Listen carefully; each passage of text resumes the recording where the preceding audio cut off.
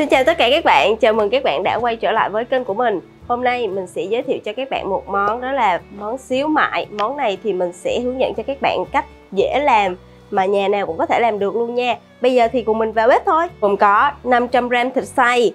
Ngoài ra mình sẽ có là bánh mì nè, gia vị của mình sẽ có đường, hành, tỏi, muối, dầu hào, hạt nêm, bột bắp, tiêu, bột ngọt, nước tương, cà chua và cuối cùng là 30 quả trứng cút nha. Bây giờ cùng mình vào sơ chế nguyên liệu thôi. Đầu tiên thì mình sẽ cắt cà chua ha. Cà chua mình sẽ cắt dạng chữ thập trước, để tí nữa mình luộc lên để cho dễ lấy vỏ ha. Tiếp theo thì mình sẽ băm tỏi ha. Tiếp theo thì mình sẽ cắt hành luôn ha. Phần đầu hành mình sẽ cắt khúc nhỏ để tí nữa mình sẽ bỏ chung vào với hành tím nha.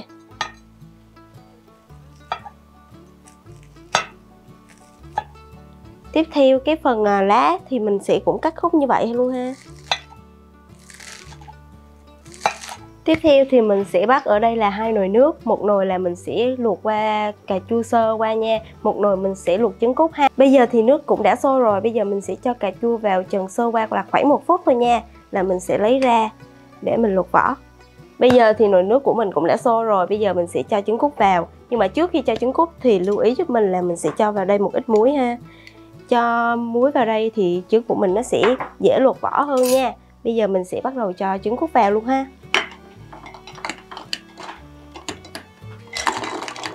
Và khi mà cho trứng cút vào đây thì mình sẽ đảo vòng trứng cút như vậy, để cho cái lòng đỏ của trứng cút á, nó sẽ nằm ngay giữa và nó sẽ đều hơn ha. Và khi mà đến lúc mà mình dễ tách vỏ, nó sẽ dễ dàng hơn.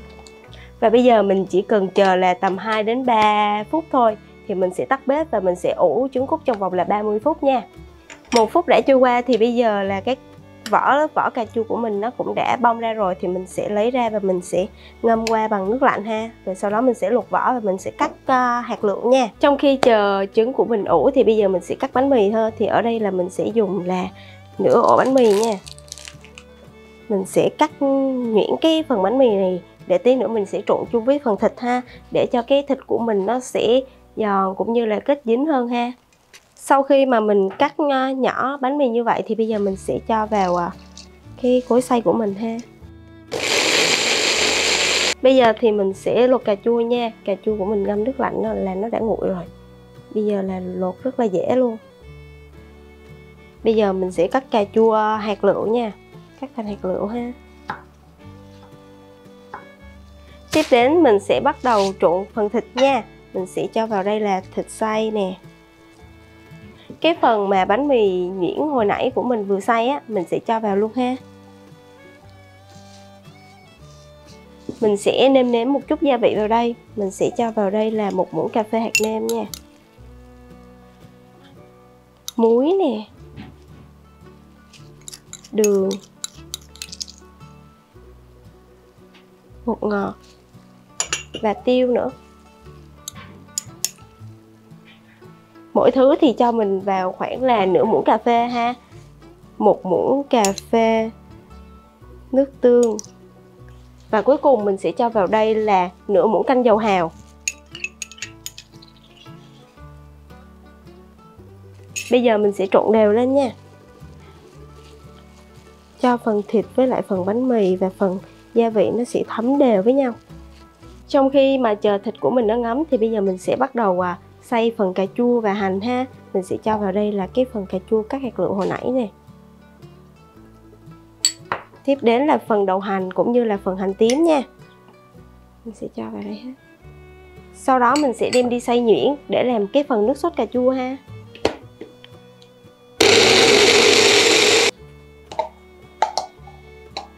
Bây giờ thì mình sẽ bắt đầu cho vào đây thêm là 1 muỗng canh tương ớt ha, để cho cái nước sốt của mình nó sẽ thêm màu đậm đà ha.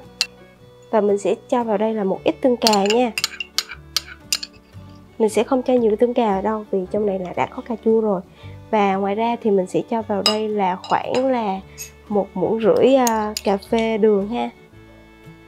Sau đó mình sẽ trộn đều cái phần sốt này lên. Trứng cút của mình cũng đã chín rồi thì bây giờ mình sẽ luộc vỏ luôn ha.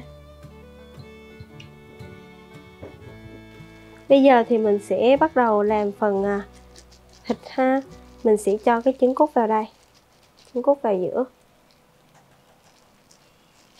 Mình sẽ bọc tròn cái phần trứng cút này lại nha. Đó, cỡ như vậy là được nè. Và khi mà các bạn mà mua thịt xay á, thì mình khuyên các bạn là nên là mua cái phần vừa nạc vừa mỡ, thì để khi mà mình làm á, nó sẽ kết dính hơn ha. Và lúc mà mình hấp lên á, nó sẽ không bị khô nữa nha. Bây giờ thì mình sẽ bắt đầu đem thịt đi hấp ha. Nhưng mà trước khi hấp á, thì mình sẽ quết nhẹ một cái lớp dầu ở trên cái xưởng hấp của mình trước, để thịt nó sẽ không có dính vào nha. Sẽ quết đều luôn. Sau khi quết xong thì mình sẽ cho thịt vào nha.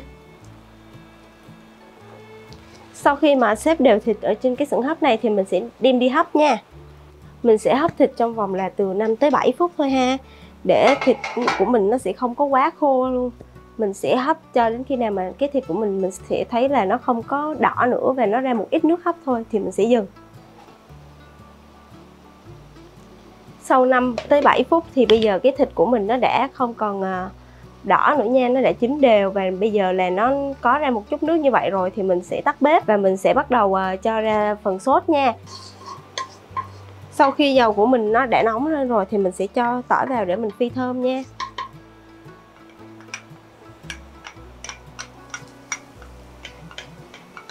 Tỏi của mình bắt đầu vàng đều thì mình sẽ cho cái phần nước sốt khi nãy mà mình pha sẵn rồi á, mình sẽ cho vào luôn nha.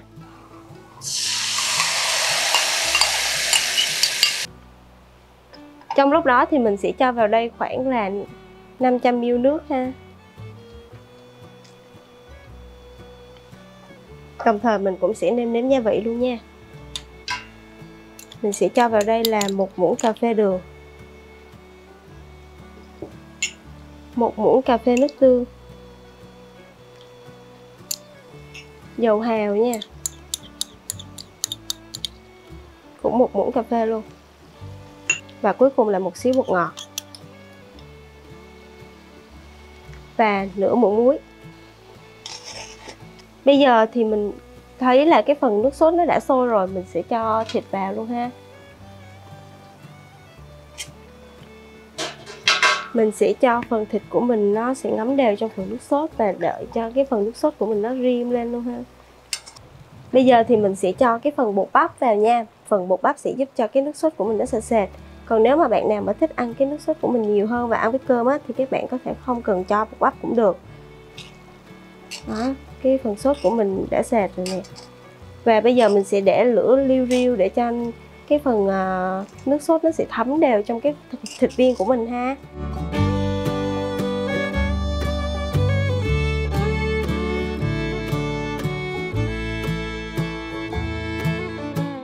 Vậy là món xíu mại của mình đã hoàn thành rồi. Bây giờ cùng mình thưởng thức nha. Mình sẽ ăn với bánh mì ha.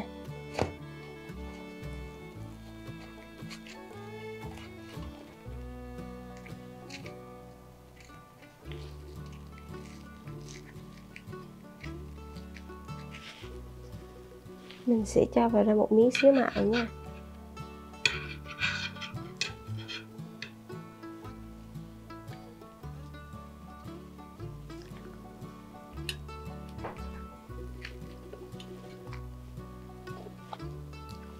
Cái xíu mại của mình nó vừa chín tới và nó vẫn còn giữ cái độ ngọt của thịt á. Và nó rất là thấm với lại cái sốt chua chua ngọt ngọt nè. Ăn với nhau rất là hòa quyện và mình nghĩ là các bạn ăn với bánh mì cũng được nè, ăn với cơm cũng được luôn nha. Và trong cái phần sốt mình có thêm một chút tương ớt cho nên là nó sẽ có tạo thêm một xíu the the nè, cay cay nhẹ trong cái phần xíu mại của mình, trong cái phần thịt của mình đó. Ok, vậy là clip của mình đến đây cũng đã kết thúc rồi. Cảm ơn các bạn đã đón xem video của mình. Nếu mà các bạn thấy hay thì nhớ cho mình một like, một share, một comment nha.